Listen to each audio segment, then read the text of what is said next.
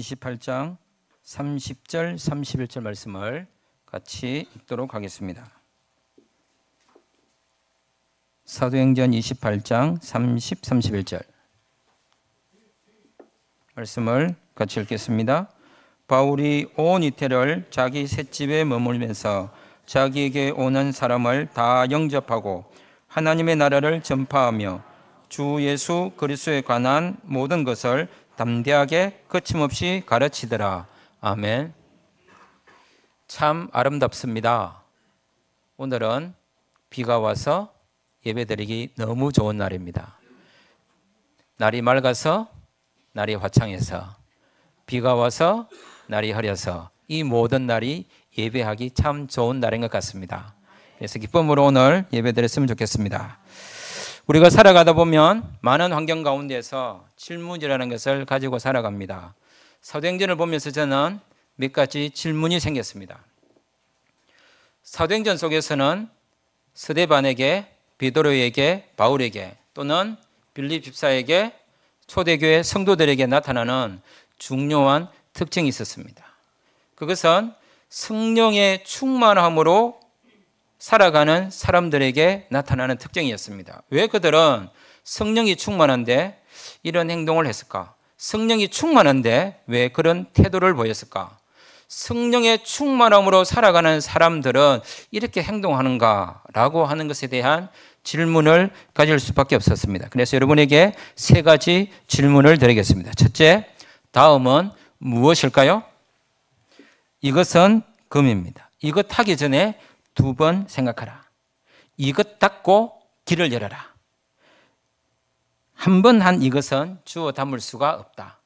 이것이 씨가 된다. 이것 잘하면 천냥 빛을 갚는다. 이것 하고 싶어서 간질간질하다. 너는 이게 방정이야. 이런 소리를 냈습니다. 이게 무엇일까요? 지금 말하는 그 입이 방정입니다. 이렇게 말하면 얼마나 그저 곤란하겠어요? 자, 두 번째 보겠습니다. 두 번째, 무례함이라는 것이 도대체 무엇일까요? 예의가 없다, 친절하지 못하다, 교양이 없다. 제가 하나 빠뜨렸습니다. 뭐 빠뜨렸나요? 왜 말하기 곤란한 단어인가요? 이런 싸가지. 예, 사가지라고 하지 않고 아주 강한 게 그저 넣어야 되죠. 예, 예. 옆에 사람에게 해볼 수 있을까요? 못하겠죠. 예, 사가지는 인이예지라고 하는 네 가지의 도덕적 성품을 이야기하는 것이기는 합니다. 자, 그 다음 세 번째 볼까요? 세 번째 보시면 다음의 단어들은 딱 봤을 때 어떤 느낌 드십니까? 담대하다, 끄리낌이 없다, 또는 거침이 없다. 어떤 느낌이 드시나요? 앞서 질문을 드렸던 이 세 가지는 사도행전에서 공통적으로 나타나는 모습들입니다. 제자에게, 집사에게, 성도에게 나타났던 매우 중요한 특징들입니다. 이 모습을 넘겨버리면 초대교회 성도들이 살아갔던 사도행전의 그 신앙적 고백적 모습들을 우리가 확인하거나 또는 내 삶에 적용하기가 힘들어질 수 있습니다. 그들이 살아가는 모든 삶의 환경 가운데서 이 일을 자주 했고 이 일을 통해서 그들은 자신들이 누구인지를 드러내었습니다.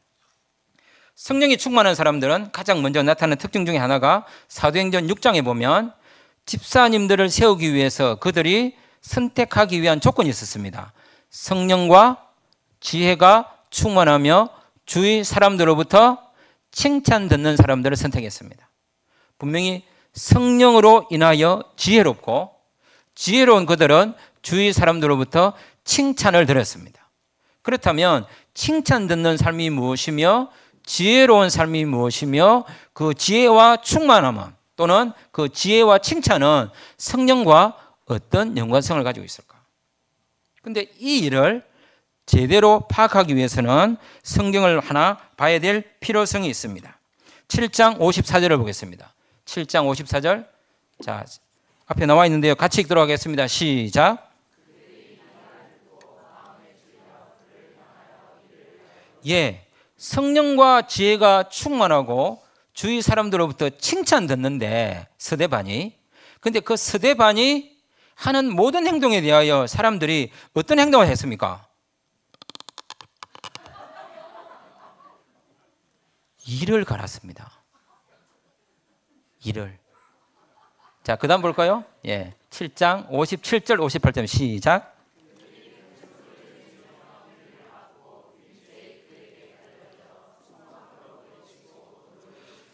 스데반이 입을 열 때마다 사람들이 어떻게 행동했습니까? 자, 이걸 그냥 글로 보지 마시고 이미지를 만드셔서 영상을 만들어 보십시오. 그들이 큰 소리를 지르며 길을 막았습니다. 어떻게 했을까요? 아! 듣기 싫어, 듣기 싫어, 듣기 싫어, 듣기 싫어.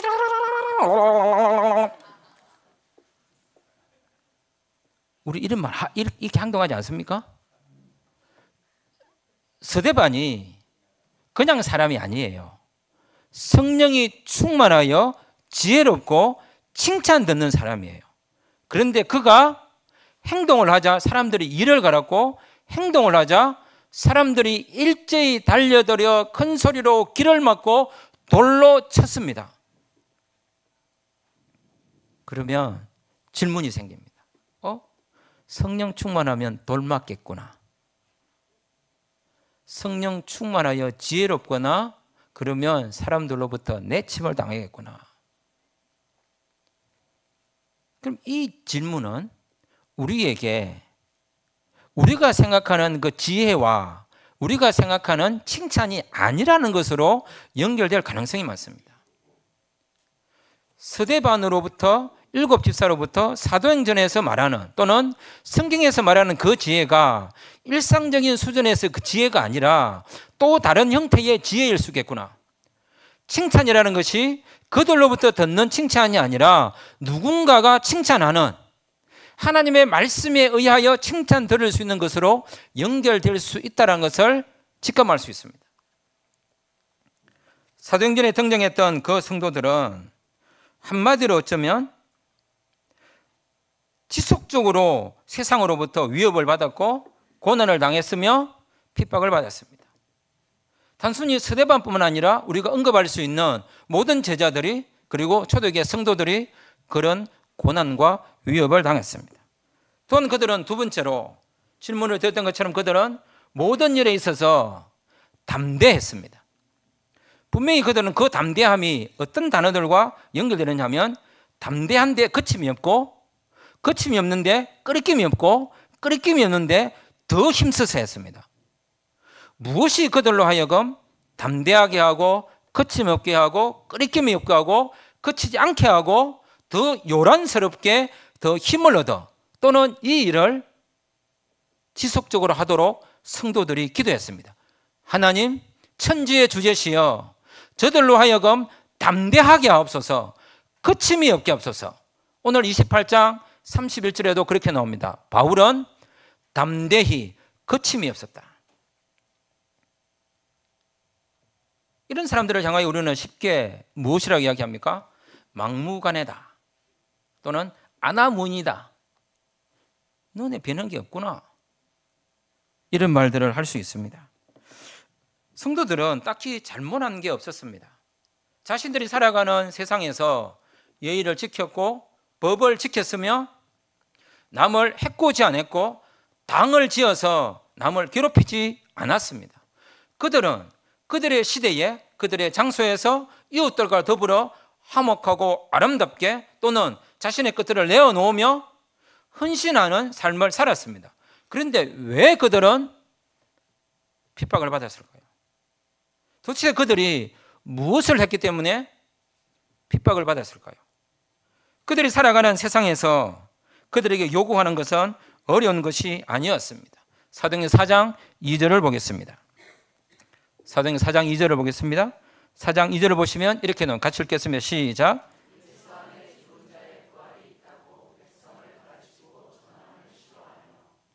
예, 그들에게 어려운 부탁을 한 게 아닙니다.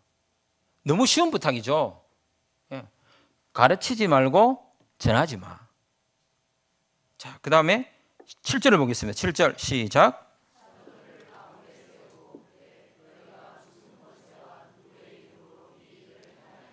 그래, 너희들이 자꾸 말을 하는데 누가 너희들에게 말할 수 있는 권리를 주었냐?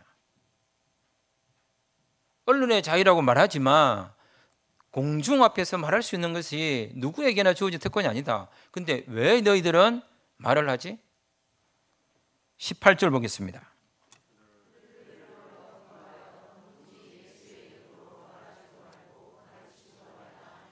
이유는 단 하나였습니다. 입 닫아. 말하지 마. 그러면 지혜롭고 칭찬 듣는 사람이라면 쉽게 알았어. 안 하면 될 거 아니야. 라고 할 수 있습니다.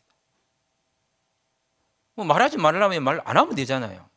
입 닫으라면 입 닫으면 되고. 듣기 싫다는데 굳이 우리가 말해야 될 필요성이 있을까요? 그래서 사실 이 본문을 준비하면서 사도행전 28장 26절부터 28절을 말하고 싶었습니다. 즉 그들이 듣기는 들어도 도무지 깨닫지 못하며 보기는 보라도 도무지 알지 못하다. 이 백성이 마음이 우둔하여 그 귀로는 둔하게 듣고 그 눈은 감았으니 이는 눈으로 보고 귀로 듣고 마음으로 깨달아 돌아오면 내가 고쳐줄까 함이라. 실제로 그들은 듣기를 싫어했기 때문에 어떻게 말해도 안 듣는 사람들이었습니다. 안 듣는다면 굳이 말해야 될 필요성이 없죠. 지혜롭다면. 그런데 그들은 계속 입을 열었습니다. 왜요? 입 닫으라면 닫아야죠. 시끄럽다면 조용히 해야죠. 피해가 된다면 가만히 있어야죠. 그런데 그들은 그렇게 하지 않았습니다. 성령 충만의 결과는 너무도 자연스럽게 그들로 하여금 행동하게 했습니다. 닫아야 할 입이 열렸고 닫혀 있어야 할 그 입이 거침없었습니다. 자물쇠로 꽁꽁 잠겨 있어야 할 그 입을 열어 그들은 해야 될 말을 하고 말았습니다. 그 말로 그들은 핍박을 받았습니다. 그 말로 그들은 정든 고향을 떠나야 했습니다. 근데 참 재미있는 것은 그들이 고난과 핍박을 받아 도망가면서까지 입을 열어서 고난을 받았는데 도망가면서 다시 그들은 입을 열었습니다.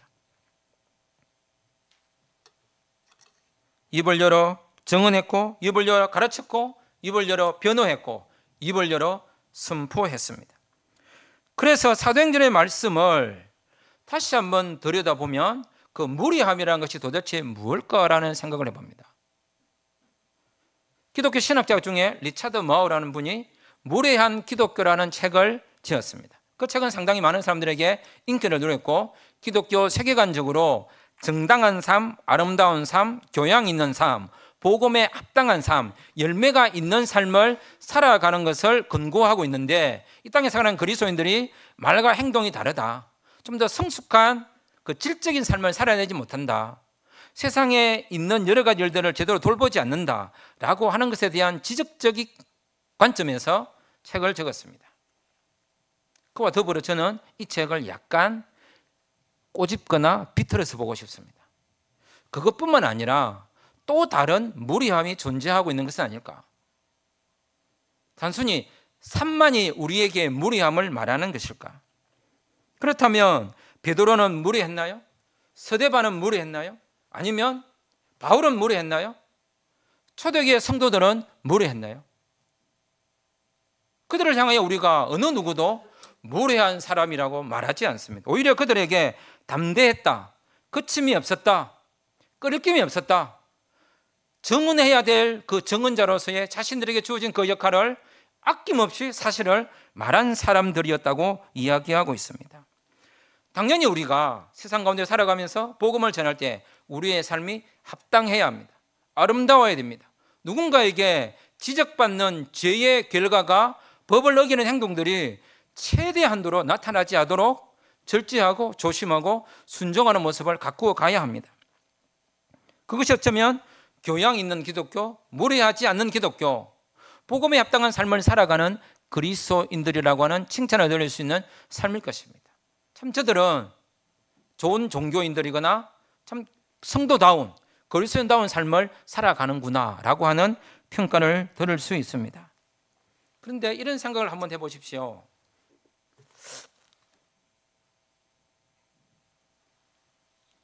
제가 왜 이렇게 했습니까? 갑자기 눈이 가려웠어. 근데 가려우면 1시간 뒤에 긁어도 되잖아요. 그러면 가려우면 내일 긁어도 되잖아요. 근데 왜 내 머리에 묻지도 않고 허락도 안 받고 손이 그냥 가서 이 눈을, 그 가려운 것을 해결했을까요? 왜? 가려우니까. 초대교회 성도들이 세상을 볼 때 그들이 입을 열었던 이유는 어려운 문제가 아니었습니다. 죄니까, 죽어가니까, 복음이 필요하니까, 내가 전하는 이 정언이 저 사람을 살릴 수 있다라고 하는 그 간단한 논리였습니다. 분명히 복음에 합당한 삶이 우리의 복음을 정언합니다. 아름다운 행실은 반드시 따라와야 되고 그의 아름다운 열매들을 성령의 열매로 만들어내야 됩니다. 어쩌면 산상수훈을 실천적인 모습으로 고백하고 드러내야 됩니다. 사도행전의 초대교회 그 첫 서두에 나왔던 그 성도들의 모습처럼 돌보고 아끼고 축복하고 건면하고 위로하고 방문하고 은혜의 말씀께 부탁하는 그런 일들을 쉼 없이 해야 됩니다. 그러면서도 놓치지 말아야 될 한 가지가 있습니다. 삶이 입술의 고백을 대신하지 않는다는 사실입니다. 내가 누군가를 위하여 사랑의 고백의 정표로 선물을 사고 기념일을 챙기고 집도 사주고 차도 사주고 원하는 것, 옷도 사주고 모든 것을 다 했지만 결국 한마디 해야 됩니다. 뭐라고 해야 될까요? 난 널 사랑해. 왜? 너무 오래전에 들은 이야기들입니까? I love you. 먼 친척 이야기인가요? 반드시 이 말 해야 됩니다. 왜 그런 행동을 하는지, 이 고백에 대한 정표로 행동을 하는 것이고, 행동을 했다면 왜 그 행동을 하는지 반드시 마음으로 하는 게 아니라 입으로 말해야 됩니다. 입으로 전해지는 복음, 입으로 전해지는 하나님의 나라, 입으로 전해지는 주 예수 그리스도, 이것을 전해 들은 자들도 동일하게 자신의 입으로 예수 그리스도가 누구인지를 고백합니다. 삶이 고백을 입의 정언이 삶의 고백으로 대체되지 않도록 조심해야 될 필요성이 있습니다. 사도행전의 성도들은 삶을 아름답게 헌신적으로 살았을 뿐만 아니라 반드시 열어야 될 것을 열었습니다. 무엇을 열었을까요? 입을 열었습니다. 지금 이 마디에 아멘으로 해야 되지 않을까요? 왜 이렇게 아끼십니까? 입을 여시라니까요. 입 여는 연습을 해야 됩니다. 입을 자꾸 여는 연습을 해야 됩니다. 연습되지 않는 입은 열리지 않습니다. 쉽게 열리는 게 아닙니다. 왜요? 하지 말라니까.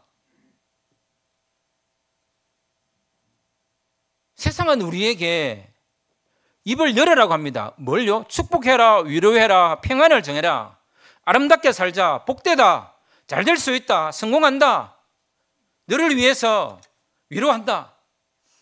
우리에게 기대하는 것이 많습니다. 하지만 단 한마디, 그 말만은 못하게 합니다.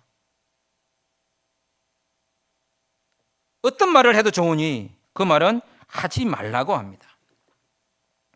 초대교회 성도들이 무례했습니다. 그들이 거침이 없었습니다. 그들은 절제하지 않았습니다.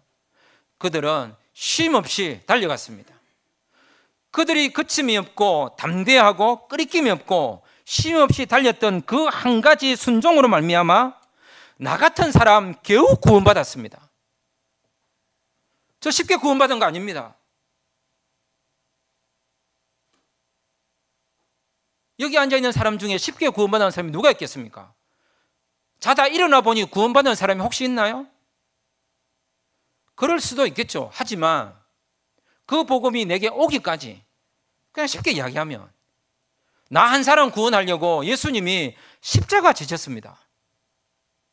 딴 거 따지고 물을 거 없습니다. 나 하나 구원하려고. 근데 이 사실을 삶으로 전개하는 게 아니라 입으로 고백하라고 이야기합니다. 반드시 네 입을 열어 말하라고 이야기합니다.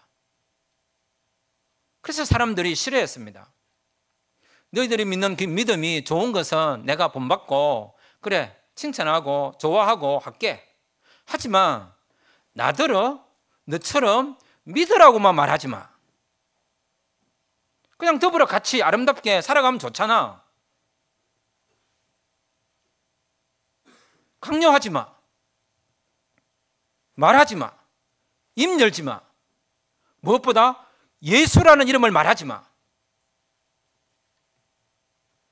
무리하다는 욕을 먹었고 성령으로 충만한 지혜로움이 담대해서 고난과 비난을 받았습니다. 거침없이 행동한다고 무시를 당했습니다. 하지만 그들은 그 일을 지속했습니다. 왜일까요? 그들이 입만 열지 않았다면, 그들이 다물으라고 했던 그 입을 닫았다면, 말하지 말라고 했을 때 말하지 않았다면 그들은 고난받지 않았고 소외당하지 않았고 무시당하지 않았고 정든 고향과 이웃들로부터 피난길에 자신의 발을 올리지 않아도 되었습니다. 하지만 그들에게 그것이 있음을 알고도 그들은 지속해서 입을 열었습니다. 어떤 말을 했을까요? 그들이 했던 말은 어렵지 않는 말이었습니다. 4장 12절을 보겠습니다. 4장 12절을 같이 읽겠습니다. 시작. 천하 사람 중에 구원을 받을 만한 다른 이름을 우리에게 주신 일이 없음이라 하였더라. 아멘. 16장 30절 보겠습니다. 이르되 주 예수를 믿어라. 그리하면 너와 네 집이 구원을 받으리라 하고. 사도행전 16장은 사실 바울과 실라가 하지 말라고 하는 그 말을 하여서 그들이 감옥에 잡혀 있는 순간입니다. 그들의 제목이 뭐냐면 하지 말라고 하는 그 이름을 말한 것이 제명이었어요. 그 제명 때문에 감옥에 갇혔어요. 그런데 그들이 그 밤에 기도하여 성령의 능력으로 옥문이 열렸습니다. 간수는 그 죄로 붙들린 사람들을 살피고 도망가지 않도록 해야 될 의무가 있습니다. 그런데 옥문이 열려서 모든 죄수들이 도망간 줄 알고 자결을 하려고 하는 그 순간에 바울이 우리가 여기 있다. 칼로 네 생명을 해하지 말라. 제명이었던 그 이름이 그 죄수에게 생명으로 다가갔습니다. 죽었던 그 생명이 그 이름으로 구원받게 된 것이고 이르되 주 예수를 믿어라. 그리하면 너와 네 집이 구원을 받으리라. 라고 하는 이 말씀을 선물로 받았습니다. 입을 열어서 고난도 받고 고충도 받고 싫어하는 것이 나타날 것입니다. 하지만 누군가는 구원을 받았습니다. 복음을 전하는 일에 공격적으로 할 일은 아닙니다. 진짜 무례하다고 하는 행동으로 할 일이 아닙니다. 예의를 갖추고 자신을 낮추고 고급스럽거나 아름다운 말로 섞어서 최대한 겸손하게 진심을 다해 그 영혼을 사랑하는 마음으로 복음을 전해야 됩니다. 위협으로 할 일은 아닙니다. 하지만 그럼에도 불구하고 입을 열어야 됩니다. 예수님은 단 한 번도 저에게 이렇게 묻지 않았습니다. 영준아, 내가 너를 구원해도 되겠니? 야, 내가 너를 구원하려면 내가 십자가에 달려야 되는데 십자가에 달릴까 말까? 제 의도와 제 마음을 살피지 않았습니다. 예수님이 십자가에 못 박히는 게 불편할까 싶어서 내 마음을 살피지 않으셨습니다. 오히려 예수님을 향하여 십자가에 못 박히는 것을 반대했던 베드로를 향하여 네가 하나님의 일을 생각하지 아니하고 사단의 일을 생각하고 있다. 사람의 일을 생각하고 있다. 썩 내 뒤로 물러가라. 라고 하는 핀잔을 들었습니다. 입을 열어 예수 그리스도가 누구인지 그 이름을 말하는 것이 무례한 것인지, 예수 그리스도를 믿으라고 크게 외치든 작게 외치든 조곤하게 말하든 소심하게 말하든 어떤 형태로도 우리는 입을 열어야 합니다. 자신의 죄는 마음으로만 하는 게 아니라 자신의 죄는 입술로 고백하는 것입니다. 주님, 예수님, 나를 구원해 주십시오. 예수님이 나의 구원자입니다. 예수님, 내가 죄인입니다. 내 죄를 씻어 주십시오. 다른 길은 없었을까요? 다른 방법은 없었을까요? 왜 굳이 이 방법으로만 복음을 전해야 될까요? 사람들이 싫어하는데. 사람들이 싫어하는 이유는 간단합니다. 예수님이 그 귀에 들리면,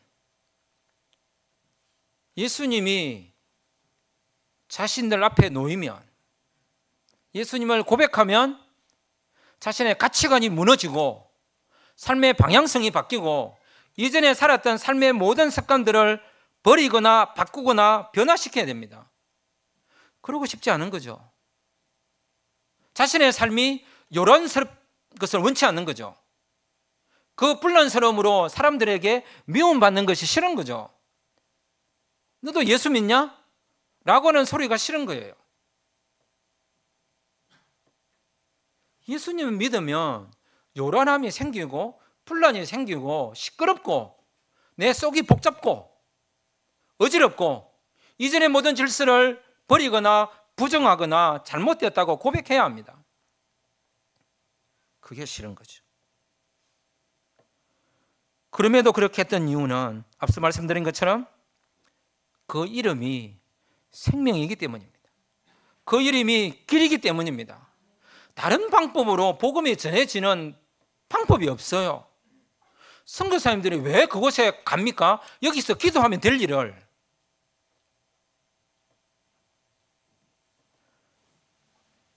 캐나다 노바스쿼샤주 누가 알았습니까? 여기 그냥 있지. 여기서 기도하면 되잖아요. 거침없이 담대하게. 그때 왜 조선에 갑니까? 복음은 직접 가야 되고 직접 말해야 되고 직접 들려줘야 되고 그 들은 사람이 직접 자기의 입으로 말해야 합니다. 그렇게 하나님은 말씀으로 세상을 창조하셨고 그렇게 하나님은 자신의 구원의 언약을 말씀으로 알려주셨고 선지자들은 하나님의 뜻을 자신들의 입들로 선포했고 예수님은 이 땅에 오셔서 하나님의 나라를 가르치셨고 제자들은 세상 끝날까지 내 정인이 되라고 하신 예수님의 말씀을 따라 정인이 되었습니다. 다 무엇을 사용했습니까? 말하였습니다. 말하지 않으면 듣지 않습니다. 말하지 않으면 알 수가 없습니다. 사랑하는 성도 여러분, 입을 여셔야 됩니다. 큰 소리가 아니어도 상관없습니다. 입을 여십시오. 스쳐가는 말로라도 하십시오. 있습니다. 라고라도 하십시오. 어떻게 해서도 듣겠지요. 그리고 집에 가서 기도하십시오. 하나님, 제가 소심하여 스치듯이 말했는데 그것이 저 사람의 심령에 콱 박히게 해주십시오. 할 수 있잖아요. 그리고 이왕의 연잎 아멘 합시다. 하나님 앞에서 우리가 입을 열 때 변화가 일어납니다. 그래서 사도행전의 성도들은 쉼 없이 입을 열었습니다. 사도행전 28장이 끝나면서 바울이 했던 행동은 어려운 것이 아니었습니다. 하지만 어려운 일이죠. 하나님 나라를 전파하며 주 예수 그리스도에 관한 모든 것을 담대하게 거침없이 가르쳤더라. 이 말씀을 고백으로, 이 말씀을 간구로 담아서 함께 읽도록 하겠습니다. 고백 먼저 읽겠습니다. 시작. 하나님의 나라를 전파하며 주 예수 그리스도에 관한 모든 것을 담대하게 거침없이 가르치겠습니다. 자, 간구하겠습니다. 하나님의 나라를 전파하며 주 예수 그리스도에 관한 모든 것을 담대하게 거침없이 가르치도록 은혜를 주옵소서. 아멘. 함께 기도드리기 원합니다. 하나님의 나라를 전파하며 주 예수 그리스도에 관한 모든 것을 담대하게 거침없이 가르칠 수 있도록 은혜 주옵소서. 혹시 내 삶이 소심하여 내 삶이 그렇게 여유롭지 못하여 거침없이 말하지는 못할지라도 계속 입을 열게 해주십시오. 내가 입을 열어야 누군가가 구원을 받습니다. 내가 입을 열어야 그 사람의 생명이 살아납니다. 그래야 하나님의 나라가 이 땅 가운데 펼쳐지게 됩니다. 이 시간 함께 기도드리겠습니다. 주여, 우리로 하여금 살아가는 모든 삶의 환경 가운데서 나의 입술을 열어 예수님을 고백하고, 내 입술을 열어 내 죄를 고백하고, 입술을 열어 예수 그리스도가 누구인지 그 이름을 말하게 해 주옵소서. 세상은 끝없이 우리를 향하여 그 이름을 말하지 말라, 복음을 전하지 말라, 하나님의 나라가 무엇인지 우리에게 말하지 말라라고 우리를 위협하고 우리를 겁주고 우리로 하여금 아무것도 하지 못하게 합니다. 때로는 우리를 무시하고 우리를 외면합니다. 그럼에도 불구하고 거침없이 담대히 끊임없이 주 예수 그리스도에 관하여 하나님의 나라에 대하여 고백하고 말할 수 있도록 도와주십시오. 혼자 말하기 힘들면 함께 말하고 또 더불어 이야기하고 기도하고 하나님의 은혜를 구할 수 있도록 도와주십시오. 또한 이를 위해서 선교지에서 주의 나와 을을 위하여 주 예수 그리스도의 십자가를 위하여 그것을 붙들고 그들의 구원을 위하여 기도하며 나아가고 있는 선교사님들의 입에 은혜를 더하시고 권능을 더하셔서 그 땅이 회복될 수 있도록 도와주옵소서. 동시에 또한 우리가 살아가는 우리의 삶들도 그런 은혜와 열매들이 있을 수 있도록 우리의 삶을 더욱더 정결하게 하시고 우리의 삶을 더욱더 복음에 합당한 삶으로 만들어 주셔서 우리가 하는 말들이 힘이 있을 수 있도록, 또한 더 거침없이 또 조심스럽게 예의를 갖추어서 입을 열 수 있도록 은혜 더하여 주옵소서. 입을 열어야 예수 그리스도가 누구인지 선포되며 입을 열어야 예수 그리스도를 고백할 수 있습니다.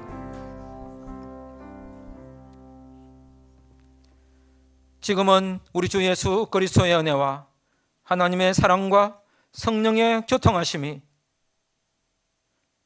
입을 열어 예수님을 믿고, 입을 열어 죄를 고백하고, 입을 열어 예수 그리스도가 나의 구원자임을 고백하는 당신의 모든 자녀들의 삶 가운데 영원히 함께 있기를 축원합니다. 아멘.